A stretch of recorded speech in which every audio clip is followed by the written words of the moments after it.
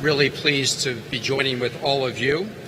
I know we have many Marylanders in this group, but whether you're from Maryland or elsewhere, thank you for joining us. All of us in Maryland are so proud that this national treasure is right here in Prince George's County. I want to thank our state and local elected officials. I don't know if County Executive Ulster Brooks is here, but I want to thank her for terrific leadership. And to all the men and women who work here at Goddard, who work for NASA, who work for NOAA, who work for the Geological Survey, thank all of you for the very meaningful work you do each and every day on behalf of our country and, in fact, on behalf of people across the world. I am very pleased to be here today with my friend and former colleague from the Senate, and that is Bill Nelson of Florida, who is now the NASA administrator. I remember as soon as we heard that he was nominated as the NASA administrator, I got on the phone with Bill Nelson and said, I know you're from Florida. I know it's a big space state, but Maryland's a big space state too. And Senator Cardin did the same, and we are grateful that the new administrator of NASA, Bill Nelson, is here and has been here before and understands the importance of Goddard. And I'm especially proud to be here welcoming another friend and another former colleague from the United States Senate, and that is now our Vice President, Kamala Harris. And you'll be hearing from her lately, but if you could give her a round of applause. And I want to thank her for all the work she's doing for our country together with the President. I want to especially thank her today for her leadership on issues involving the National Space Council, which she chairs, and also her work with President Biden in leading the global campaign to confront the climate crisis, and in the process put millions of Americans to work in good-paying jobs as we move to a clean energy economy. And that brings me to why we're all gathered here today. We just had a terrific tour with the leader of Goddard, Dennis Andrusik, and I want to thank him for his leadership. We are in regular communication. I also want to thank his partners at NOAA and the United States Geological Survey. And we were here to look at some of the very important work being done to highlight the mission at Goddard and these other federal agencies to tackle climate change. And investments here at Goddard and elsewhere around the country are giving us the information we need to better protect communities against the ravages and devastation of climate change, but also to better figure out and chart our way to confront the climate crisis. And I want to thank all of you for being on the front lines of that work, because Goddard and its brilliant scientists are the leading edge of NASA's climate work. This is the greatest assembly of Earth scientists in the world, and I want to thank you for your expertise and work.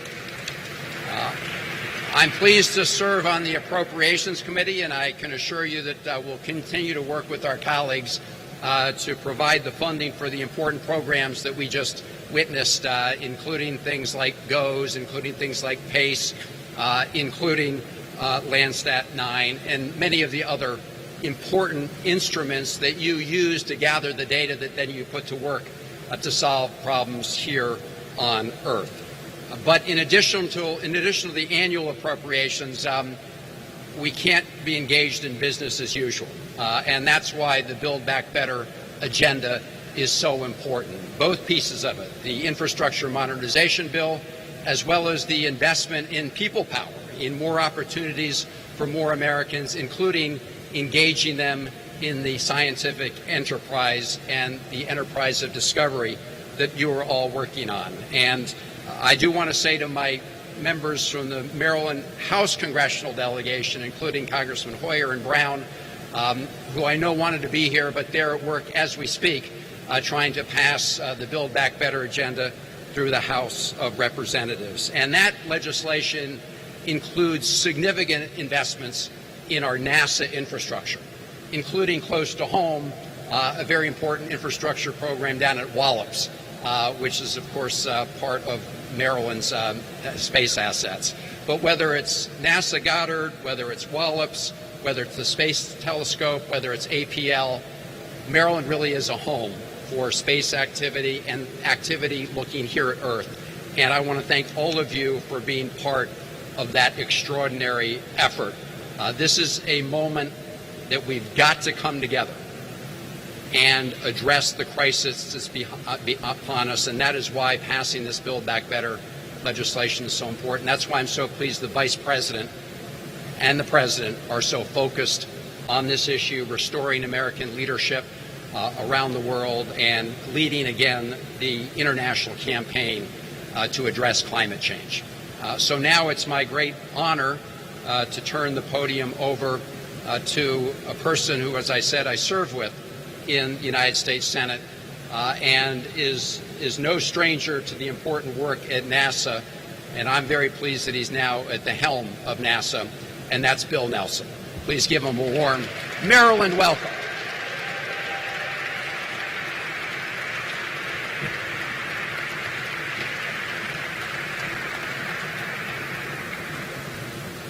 Hi, everybody. Boy, it's been a great day here at Goddard. Just terrific to have the Vice President here, to have my good friend, Senator Van Hollen. And it's an honor for me to be back to Goddard because you all are making the impossible possible. You're doing tremendous things. I think when the Vice President speaks, you'll see that she is a champion for NASA and for space. I saw that advocacy when we served together in the Senate. And this spirit of adventure in NASA is reflective of our American character. We believe in pushing further into the cosmos, but we also believe confronting the problems here terrestrially, and that's why we are involved in this climate crisis that is in urgency. Because extreme weather is destroying livelihoods and it's claiming lives.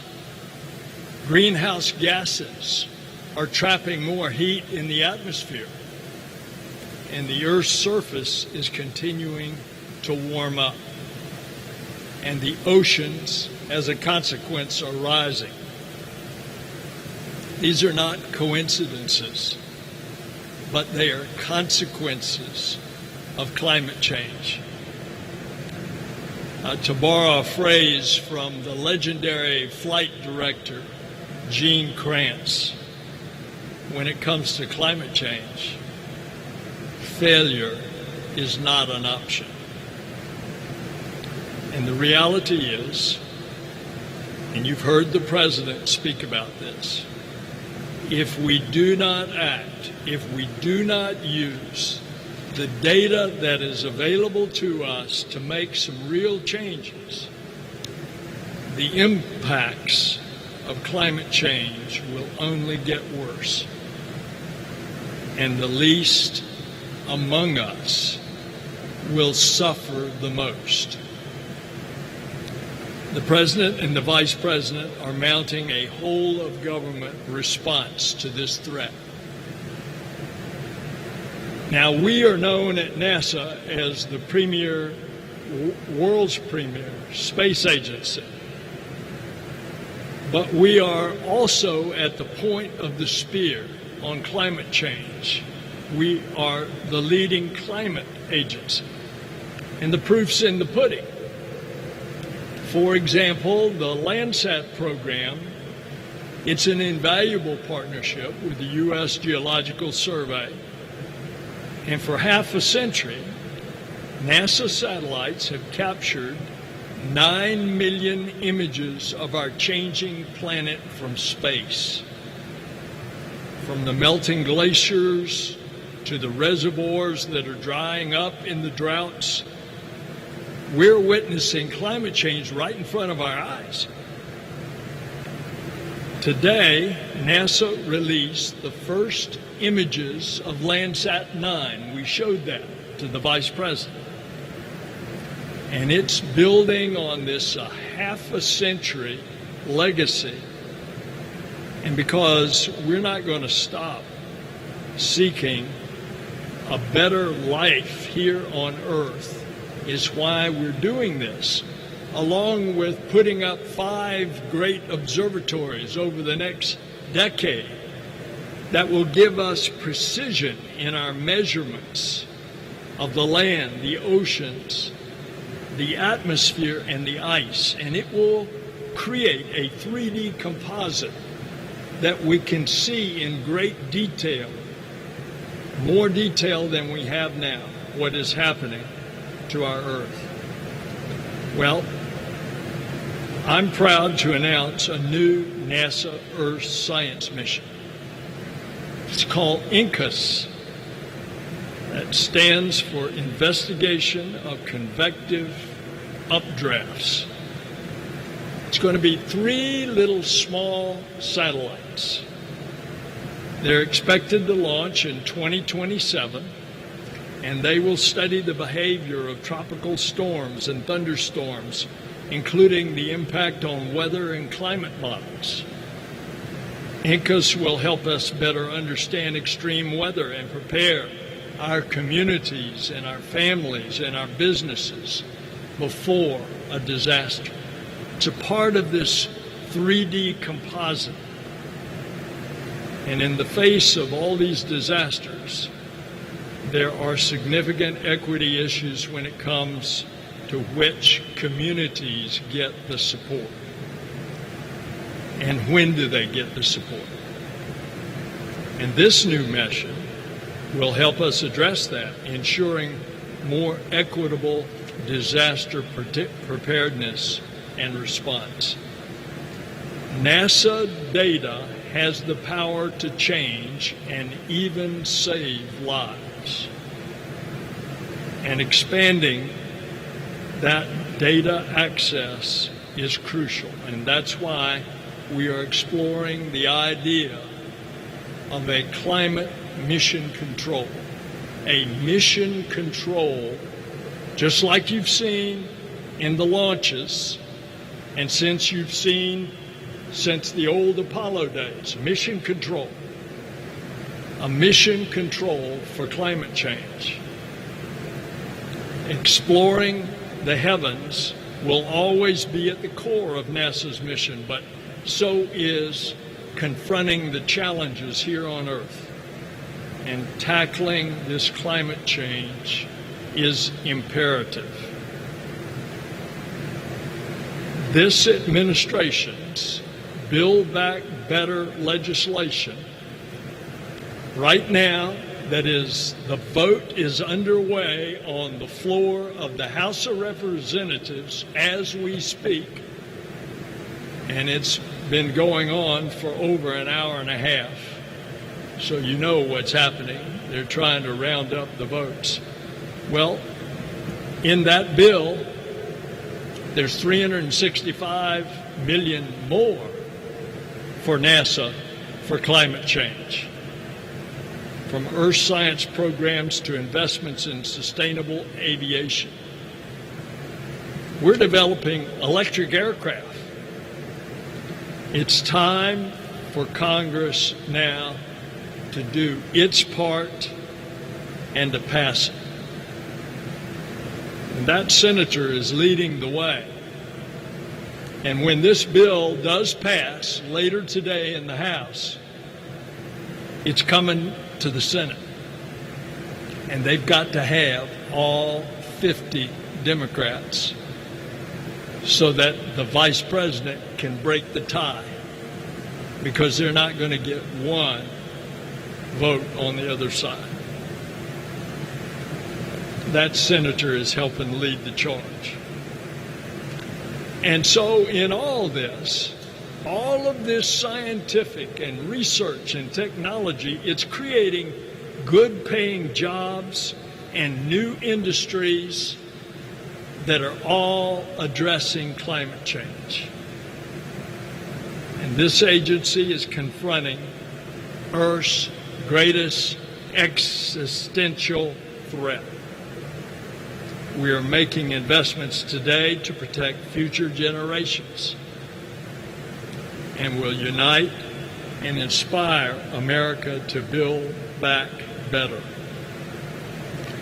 And now it's my privilege to introduce a space visionary, a space aficionado, and the person in her role as President of the Senate that will break the tie for the Build Back Better bill. Ladies and gentlemen, the Vice President of the United States.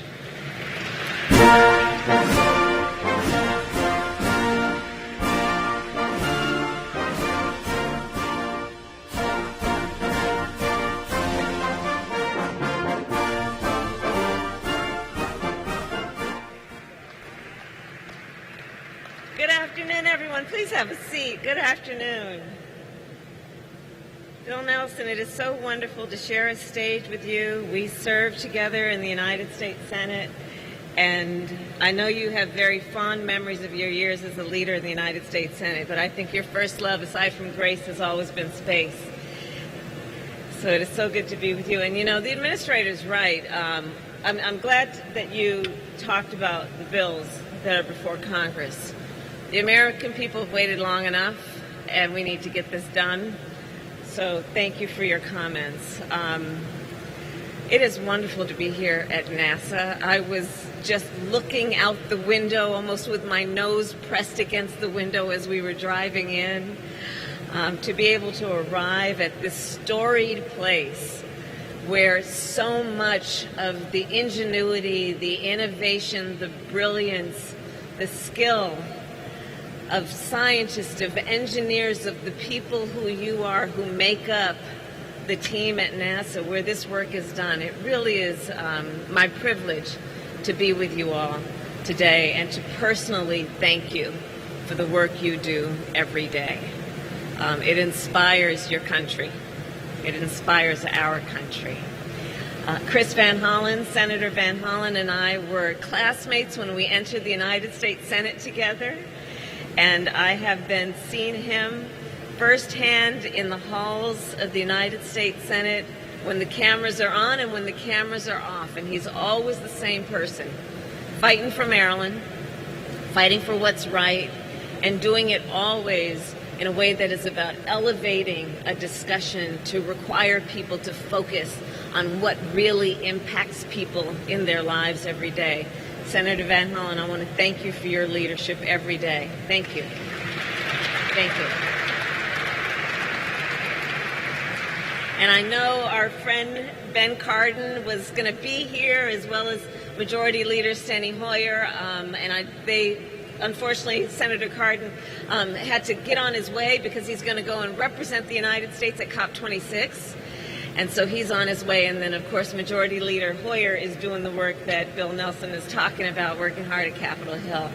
But I do want to thank them for their leadership. Thank you also to the leaders of the National Oceanic and Atmospheric Administration.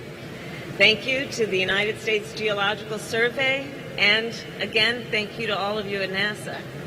And in particular, I want to thank you all for what you do to keep elevating the discourse and the imagination and the spirit of not only what can be done and who does that work here in the United States, but you really do inspire people all over the world. And there are many ways in which we can talk about the work that we do in space.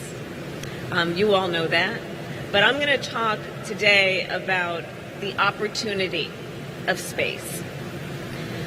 The opportunity of space. So it was 60 years ago that Alan Shepard became the first American to travel into space. He was up there for only 15 minutes, but the world waited with bated breath until his safe return. Alan Shepard's short flight broke barriers, literally and figuratively, as have so many of you. That flight gave President John F. Kennedy and Vice President Lyndon B. Johnson the confidence to set our energy and our resources toward putting an American on the moon.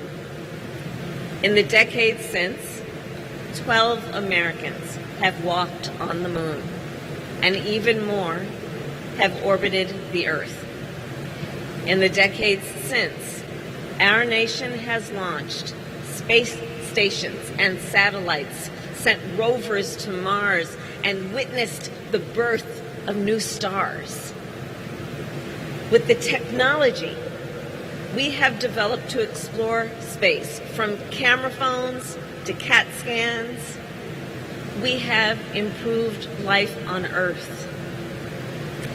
With the perspective we have gained from space, we have reminded many, many folks, and we have been reminded of how precious our Earth really is, and how delicate it is, and how fragile it is. But while the exploration of space defined the 20th century, I believe that the opportunity of space will define the 21st century. Today, our nation is more active in space than ever before, and there are more ways than ever before that space can benefit humanity. I believe it is incumbent on all of us then to seize all the ways in which space can help us solve our biggest challenges, including that of the climate crisis. The world leaders who gathered at COP26 this week were very clear. They were not ambiguous. They didn't skirt around the issue. They were clear, and they were decisive, and they were declarative. Climate change is an existential threat, and we must take immediate action to address it. As our nation works to meet our climate commitments, we know that our actions cannot be limited to only what we can do on Earth. Right at this minute, we are monitoring emissions and measuring the impact of climate change from space. We have a fleet of satellites and sensors providing citizens and scientists with the data that you need to mitigate the impact and to adapt to the impact. Take Landsat 9, which was assembled, of course, here at Goddard and launched into space last September. As we just saw, Landsat 9 can provide real-time images of our nation's landscape. As natural disasters are increasing in frequency and ferocity due to climate change, these images can be used by first responders to help save lives. These images can be used by farmers to assess their crops as drought and heat threaten their yield. These images can be used by scientists who are working to combat climate change head-on. And another satellite within our fleet is at a university, a local university that I recently visited, Hampton University, an HBCU in Virginia. When I was on that campus, I saw the AIM satellite mission. Students there were working with scientists to understand the connections between climate change and atmospheric changes. So here's the bottom line. I truly believe space activity is climate action. Space activity is education. Space activity is also economic growth. It is also innovation and inspiration, and it is about our security and our strength. So as chair of the National Space Council, I will convene leaders from across our administration for an inaugural council meeting on December 1st. Really looking forward to that. And at that meeting, we will outline a comprehensive framework for our nation's space priorities. From our civilian efforts, like those we have seen today, to our military and national security efforts, to STEM education, and the emerging space economy. And what is abundantly clear is that when it comes to our space activity, there is limitless potential. When Alan Shepard launched into space 60 years ago, he named his space capsule the Freedom 7 to honor NASA's first group of 7 astronauts. Freedom. Freedom is not just about the feeling of flying through space at 5,000 miles per hour. Freedom is about opportunity. So as we go forth from here, let us continue to seize the opportunity of space. And again, I thank you all for the work you do each and every day. The work you are doing will impact people around our globe, around this beautiful, precious planet we call Earth. And I cannot thank you enough. Have a good evening. Thank you.